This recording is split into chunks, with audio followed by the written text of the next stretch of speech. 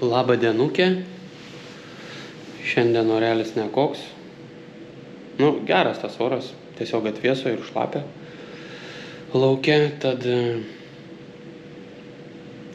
galvoju, gal reikėtų puikia proga mums visiems šiandien pakeliauti. Pasinerti į mikrokosmosą. Pažiūrėti, ko ten gero yra. Ar negero. Aš pabandysiu jums parodyti, ką matau. Bandysiu papasakoti, ką matau, kiek suprantu, kiek išneša mano žinios. Jų nėra labai daug. Tiksliau, jų yra labai mažai. Bet vis tiek bandysiu papasakoti, parodyti, su kokiais aš čia dabar dalykais susiduriu. Tad linkiu mums geros kelionės. Ar jūs pasiruošę? Aš tai ne. Važiuojam. Čia turim šitą mūsų kosminis laivas.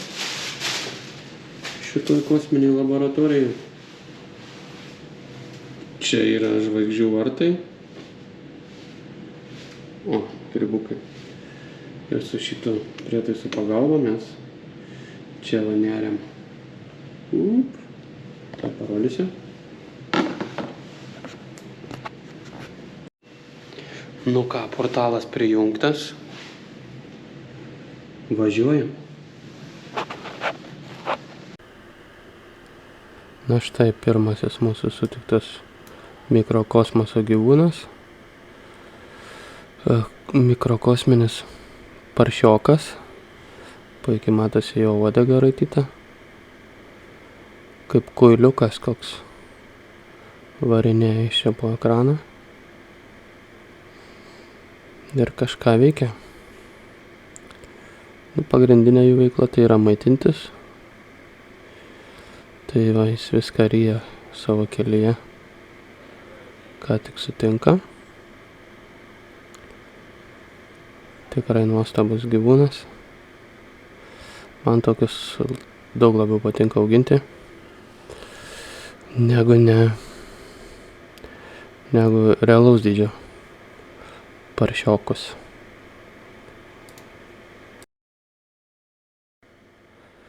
Sekantis mikrokosmoso gyventojai irgi labai panašus. Prieš tai buvęs yra rotiferis ir čia šitie 3 gražuoliai karosais aš juos vadinu. Bet jie yra rotifer vadinasi. Mikro gyvūnai. Irgi siurbia, šluoja tiesiog savo šluotelėmis maistą iš aplinkos. Greičiausiai prisiurbė į save ir visokių bakterijų. Ir panašiai.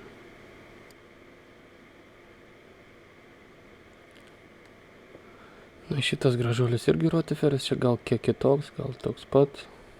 Labai sunku čia jos atskirti. Prisirišęs su uodega prie kokių tai organinių darinių. Laikosi tvirtai įsikibęs. Ir siurbia maisto medžiagas. O čia dideliu greičiu laksto. Greičiausiai, kad klumpelė pabėgo kažkur. Turbūt nauja, kad tokia greita. Čia dar rotiferiai maitinasi. Bakterijos matosi kruta. O gal ne bakterijos, gal mažos klumpytės. Toliau važiuojam. Varinėje daug čia mažų taškelių. Čia tikras rotiferinas, visas rotiferio lizdas. Ir jų tokių ne vienas. Štai dar 2 gražuoliai karosai. Prisikabinę uodegomis prie luito kokią tai. Prisišvartavę siurbia, šluoja. Nu, čia tikriausiai klumpelė mūsų. Ne tokia greita. Matyt, aplinka neleidžia judėti greičiau. Arba šiaip tingesnė. Arba pralekia greitesnis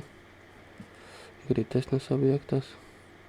Na, o šitą neskubėdama savo bimbinėja, maitinasi. Na, čia tikras knibždelynas, tikras mikrokosminis sąskrydis. Skrendam toliau, žiūrim. Daug net pažintų skraidančių objektų. Wow, jau kažkam čia pabiro sprandžinas. Mažos kirmėlytės skraido. Įdomu, kas čia tokie per sutvėrimai. Nagi, pasirodykite dar. Piau. Labai įdomus. Daug judančių objektų. Tie mažyčiai kirmeliukai, spirakliukai, spėčiau, kad galbūt yra nematodų vaikiukai.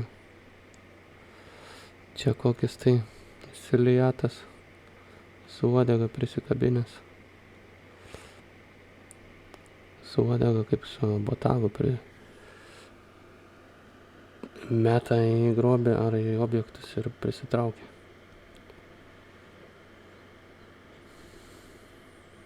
O, dar didesnis. Ar aš čia gal pasizūminau biškį. Kirmeliokai jau, tai yra geras ženklas turėti tokių sutvėrimų. Nu, labai gražios kirmelytės, spiraklytės, varinėja. Visomis kryptimis.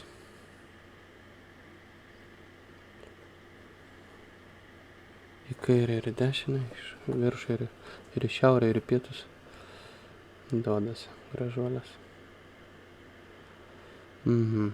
Darykimės, gal pamatysime dar kažką įdomesnio. Ne kiekvieną dieną taip sekasi. Gražuoliai karosai. Maitinasi.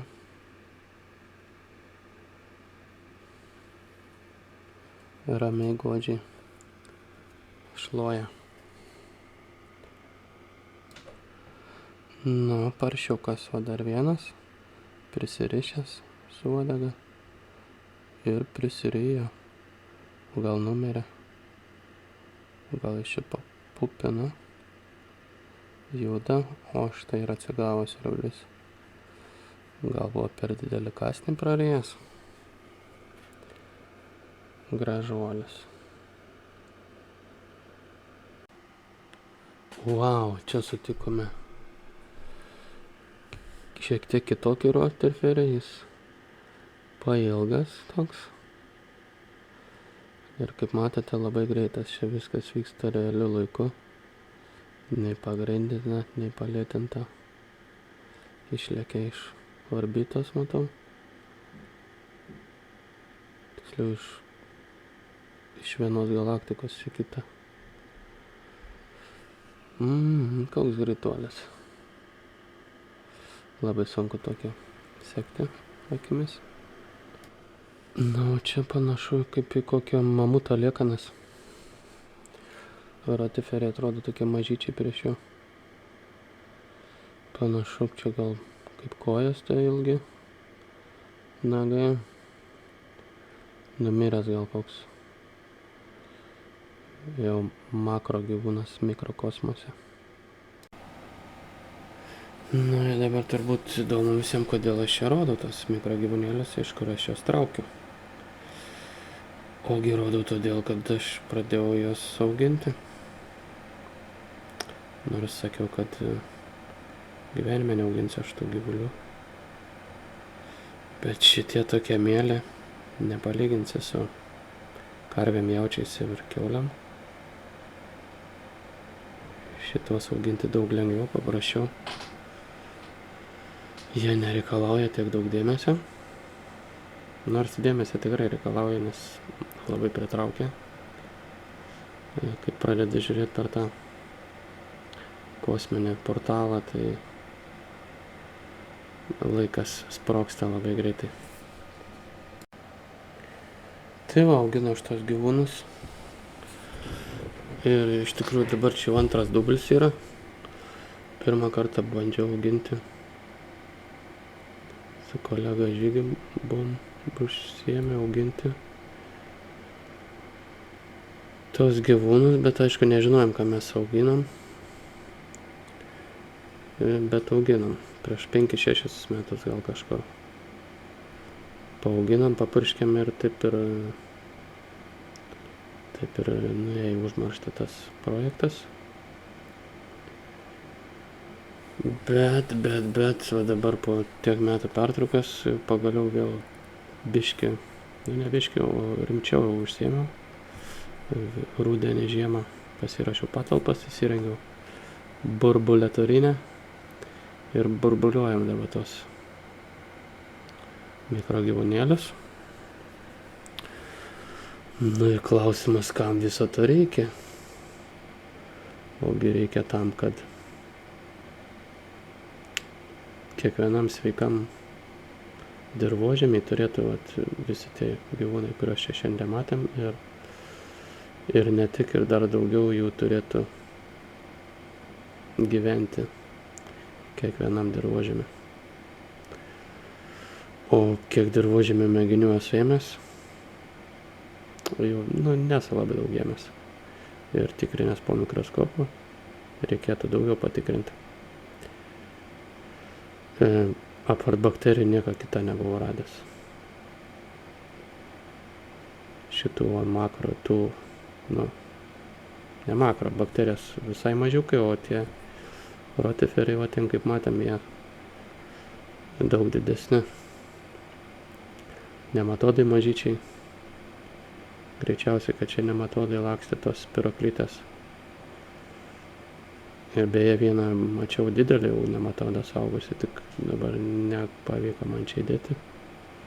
Kažkur telefone likęs vaizdo įrašas. Tai tos nematodus, jeigu randam, tai jau skaitosi, pasak mikrobiologų, kad tai jau yra labai gerai. Sakykime, jeigu yra jau nematoti, tai ir tos, ką matėm, kaip ir jau tada visos pagrindinės dirvožemio, to mitybos tinklo, tie visi elementai. Tai va, ir tie visi mikrogyvūnai padeda, užtikrina augalų mitybą. Jie gamina maisto medžiagas augalams. Bakterijos, grybai tirpina mineralus, išskirdami įvairiausias rūgštis. Ir rūgštis išskiria iš cukraus, aišku, kurį gauna iš augalų šaknų. Ir taip toliau, aišku, maitinasi ir kas dirvožemy yra. Visom organiniam liekanam perdirba visą organiką. Čia labai jau plati tema, nelabai aš sugebu tokią kalbėti aiškiai. Čia reikėtų rimčiau pasiruošti, norint apie tai kalbėti. Bet nėra ką čia man kalbėti, nes yra kas kalba ir be manęs. Mikrobiologai, aš tik bandau pritaikyti praktikai, šitas praktikas. Tai auginu tos mikrogyvūnus ir purkštuvo pagalba paskleidžiu laukuose. Šis pavasaris tam visai yra labai dėkingas, bent jau pas mus, nes kartas nuo karto palinoja. Ir tik stengiuosi purkšti per lietų arba prieš lietų, arba kaip išeina, kuo stambesniais lašeliais, didelė vandens norma į hektarą. 300 litrų duodu, taip vidutiniškai. Ir manau, kad tie mikrogyvūnai mano visi persineša. Aišku, reikėtų patikrinti jau paskiau dirvožemį, kas dedasi. Ar jų ten atsirado, ar ne. Bet šiaip kiek čiupinėjau žemę, atrodo, kad galbūt ir gerėja situacija. Nu, matysim, kaip augalai jausis, kaip viską dabar yra labai šalta, vegetacija labai silpna. Aišku, ir mikroorganizmo veikla yra ribota. Tai va, dirbam stipriai to klausimu, po ilgą laiko rimčiau užsiėmiau. Nusprendžiau, kad reikia būtinai padaryti. Tai va ir darau. Tai va, visi mano tręšimai šiais metais yra tik tokie, jeigu galim tai pavadinti tręšimais. Naudoju tik savo gamybos mikroorganizmus. Preparatus. Nu, taip, preparatas savo gamybos.